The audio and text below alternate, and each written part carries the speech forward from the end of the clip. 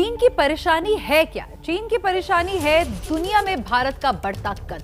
भारत को महाशक्ति बनता देख चीन ऐसे बौखला उठा है, हिंदुस्तान के अंदर भी उसने घुसपैठ शुरू कर दी है। चीन की मंशा हिंदुस्तान के लोगों के दिमाग पर कब्जा करने की है। इस खतरनाक प्लान को अंजाम देने के लिए चीन ने ऑपरेशन वशीकरण शुरू कर दिया है। एलएसी पर नाकाम चीन की नई चाल, साइबर जादू टोना वाले हथियार से वार, जिनपिंग का ऑपरेशन वशीकरण।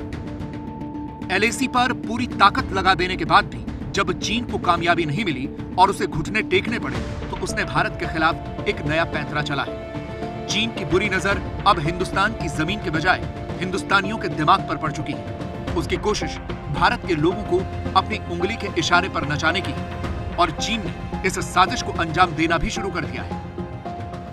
पुलिस के मुताबिक मनिंदर जीत सिंह लगातार बचने की कोशिश कर रहा था। उसे पता था कि पुलिस ने उसके खिलाफ एलओसी खोल दी है। यही वजह है कि उसने पहले अपने फर्जी कागजात तैयार करवाए और फिर उसके जरिए हिंदुस्तान से भागने की कोशिश की। मनिंदर जीत सिंह की प्लानिंग हिंदुस्तान से पहले नेपाल और फिर वहां से बर्मिंघम भागने की थी, लेकिन पुलिस ने उसे आईजीआई एयरपोर्ट से गिरफ्तार कर लिया। चीन के ऑपरेशन वशीकरण में शामिल 17 लोग अब तक पुलिस की गिरफ्त में आ चुके हैं।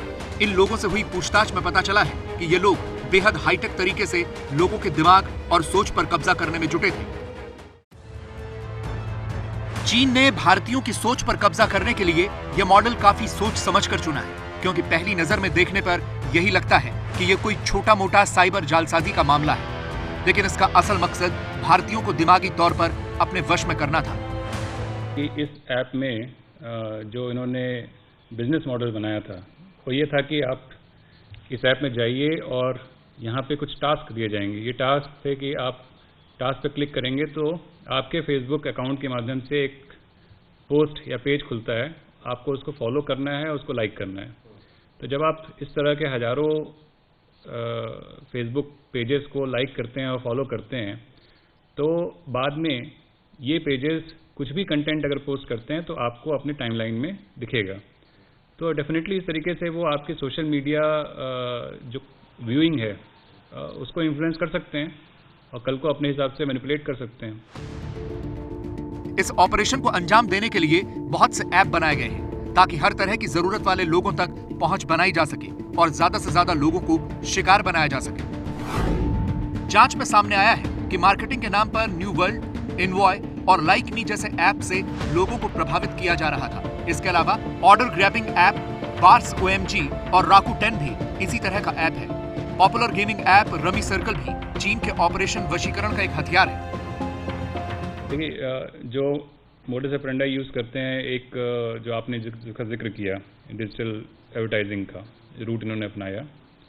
दूसरा जो तरीका है वो ऑर्डर ग्रैबिंग के ऐप्स, एक OMG बर्स नाम का एक ऐप इन्होंने चलाया था और राकू10 नाम का एक ऐप चलाया, जिसमें लोगों को ये लालच दिया कि आप डिजिटल एक्टिविटी कीजिए और बेसिकली ऑर्डर्स ग्रैब करने होंगे जो डिस्काउंटेड ऑर्डर्स होते हैं और वो आप करके कंपनी को प्रोवाइड कीजिएगा तो आपके अकाउंट में पैसे क्रेडिट हो जाएंगे।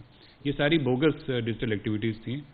इनका पर्पज़ यही था कि आप इनका ऐप डाउनलोड कर लीजिए और उसमें VIP मेंबर बनने के नाम से आप कुछ पेमेंट कर दीजिए। जो ये पैसा सारा इनके पास जाता था, आपके पास कुछ भी रिटर्न नहीं आता। क्योंकि चीन ने अपने ही देश में सैकड़ों ऐसे कैंप बना रखे हैं जहां नागरिकों को सिर्फ इसलिए बंद कर दिया जाता है क्योंकि वो सरकार की सोच से इत्तेफाक नहीं रखते। इन कैंपों में लोगों का ब्रेन वॉश किया जाता है। अब चीन यही काम दूसरे देशों के नागरिकों के साथ करने की कोशिश में है, बस उसने तरीका बदल दिया है।